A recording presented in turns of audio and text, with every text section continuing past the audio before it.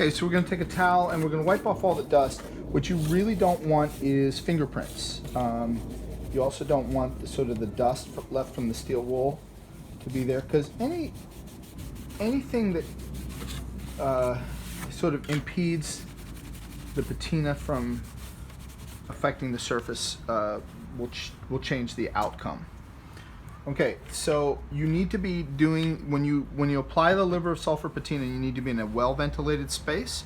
So either something with a vent fan or be outside is the best. And you'll notice the liver sulfur has a sulfur smell, so it kind of smells like a kind of rotten egg kind of a smell. So that's why it's nice to be outside. I'm going to put on my mask, and I'm going to go ahead and apply the patina. Now this is a very strong solution, so it darkens right away. So you're going to see that. And then we're going to go ahead and allow that to dry. Okay, so the patina on the sample has dried. So I'm going to come through and clean it.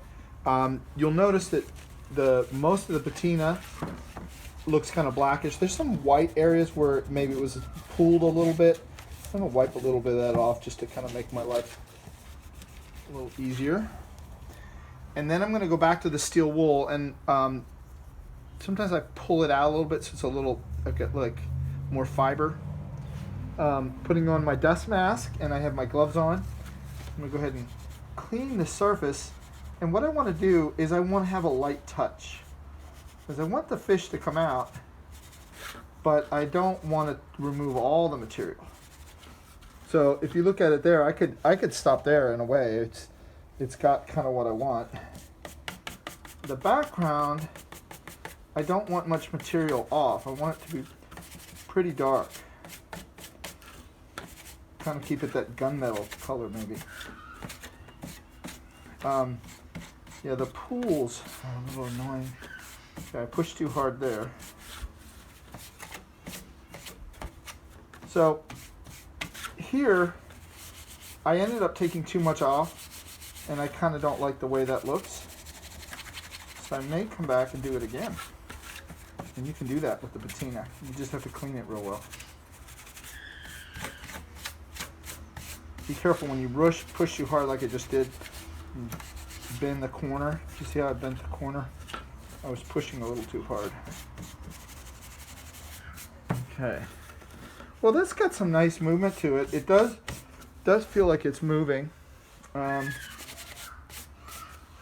like the fish in the background better than the front.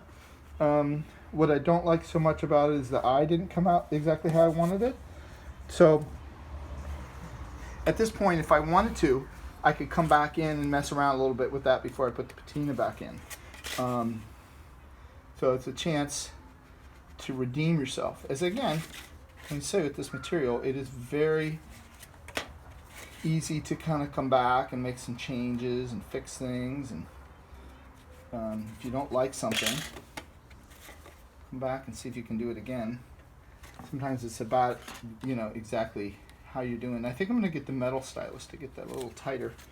But I do like that backfish. So if I do reapply it, how does that screw up that front one?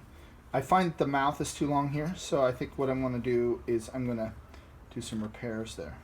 So I'll do that, and then I'll reapply the patina. All right, I'm going to try to clean up the copper sample again. I did some adjustments on the face of the fish. This time I'm going to try to leave a little bit darker segment on the top part of the body for the fish. So I'm going to very carefully come down and see if I can remove more of the material at the bottom, leaving it a little darker from the top.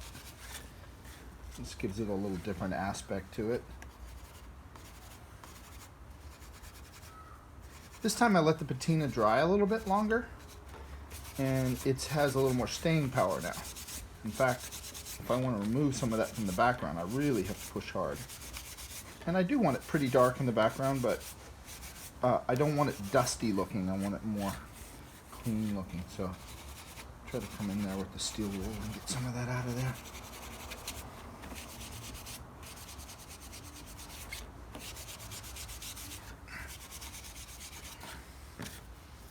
It's a little better. I like the eye better in the mouth, and it definitely has a good sense of movement. And now I can just apply the paste wax.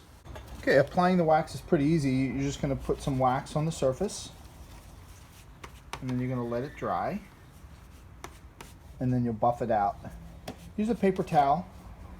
It will pick up a little of the patina on the paper towel. The best one, I always like the paste wax. Is at home, so just using a little car wax. So we'll see how that comes out. I'm not sure it's going to come out as good as the paste wax, but we'll see. Okay, we're going to go ahead and buff out the piece. The wax has now coated the surface. The nice thing about the wax is that it makes it a little bit shinier, and it's not a lot shinier, but it's just enough, and it protects the surface from getting more tarnish. So there's a finished sample for that one.